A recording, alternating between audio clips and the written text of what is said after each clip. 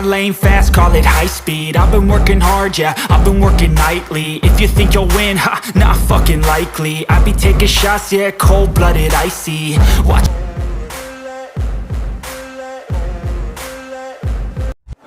Kami izin menyampaikan sedikit tentang situasi itu secara umum.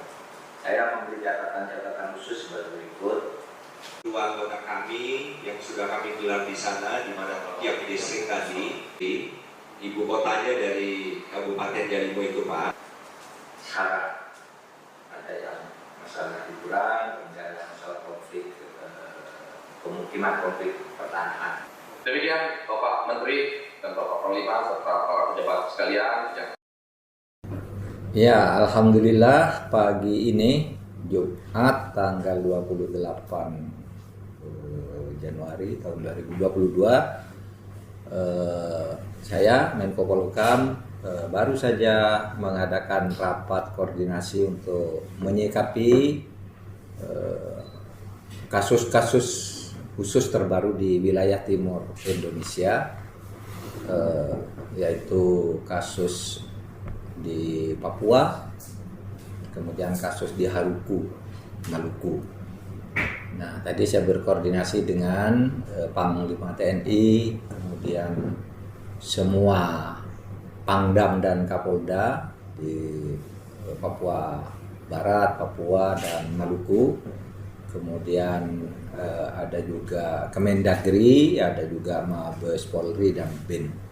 Yang hasilnya adalah bahwa di Papua yang ada di sana di timur itu ada 3 peristiwa. Satu peristiwa kebakaran di sebuah tempat hiburan, kemudian ada konflik antar penduduk desa di Haruku, Maluku, kemudian ada penembakan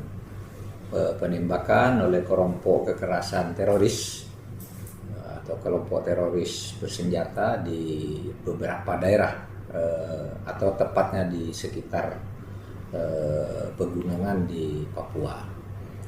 Nah, kami bicarakan ini semua tadi, yang kesimpulannya itu alhamdulillah sekarang aman, terkendali, dan tidak ada satupun yang bermotif sara, ya. Mohon jangan dikembang-kembangkan, tidak ada motif sara. Di Papua Barat itu adalah kasus tempat hiburan, orang konflik mencari hiburan di sana, lalu ada perkelahian, lalu rumah dibakar, hiburan dibakar, lalu 17 orang meninggal.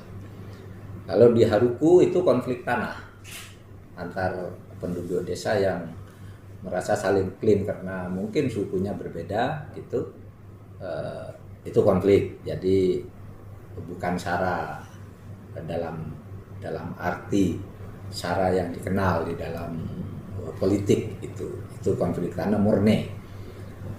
Kemudian di Papua memang ada penembakan. Beberapa waktu terakhir ini memang ada beberapa warga TNI meninggal, tetapi memang itu merupakan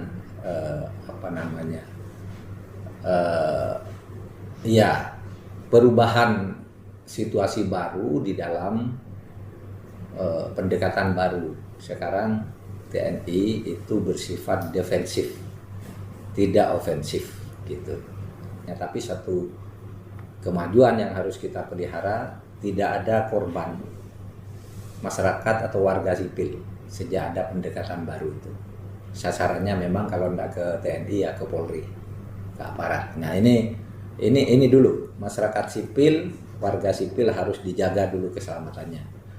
Nah sekarang bagaimana cara defensif dengan pendekatan baru, itulah yang menurut Pak Panglima tadi akan segera evaluasi dan disempurnakan. Itu soal Papua, kerusuhan di 3 tempat itu. Nah, dari kami Kemenko Polhukam sendiri nanti akan membentuk tim, karena masalah yang sama di berbagai tempat dari waktu ke waktu itu sebenarnya masalah pertanahan. Di Papua juga ada masalah yang sangat mendasar dan laten, itu masalah tanah. Di Maluku juga, sehingga nanti saya akan segera mengirim tim ke sana itu akan mencoba mencari penyelesaian masalah tanah itu agar segera ada kepastian hukum. Bagaimana membangun kepastian hukum pertanahan di Papua dan di Maluku. Karena itu selalu menjadi masalah laten dari waktu ke waktu. Nah, itu yang akan kami lakukan. Kebijakan tentang Papua tetap kita tahu bahwa pemerintah, dalam hal ini pemerintah dalam arti luas. Siapa tuh pemerintah dalam arti luas? Ya, eksekutif, legislatif, presiden dan DPR itu sudah menyepakati untuk segera memekarkan Papua.